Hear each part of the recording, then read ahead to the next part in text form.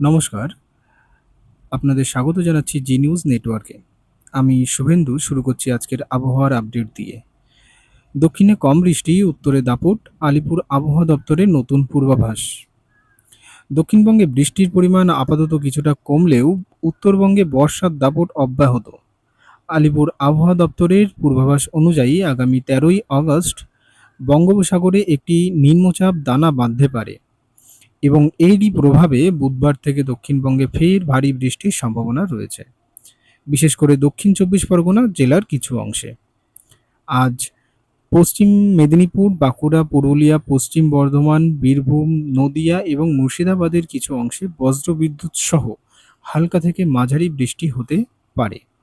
তবে আগামী দুদিন বৃষ্টির সম্ভাবনা দক্ষিণবঙ্গে আরও কম থাকবে। কলকাতায় আজ বৃষ্টির সম্ভাবনা কম থাকলেও বাতাসে আর্দ্রতার পরিমাণ বেশি থাকবে। আজকের সর্বোচ্চ তাপমাত্রা ২৭.৯ ডিগ্রি সেলসিয়াস আর গতকাল সর্বোচ্চ তাপমাত্রা ছিল ২৯.৭ ডিগ্রি সেলসিয়াস।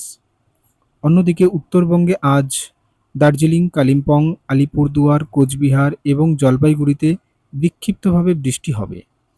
সোমবার অতি ভারী বৃষ্টি হবে দার্জিলিং, কালিম্পং, জলপাইগুড়ি, আলিপুরদুয়ার এবং উত্তর দিনাজপুরে। মঙ্গলবার জলপাইগুড়ির ও আলিপুরদুয়ারের অতি ভারী বৃষ্টির আশঙ্কা রয়েছে, আর দার্জিলিং ও কোচবিহারে ভারী বৃষ্টির সতর্কতা জারি হয়েছে।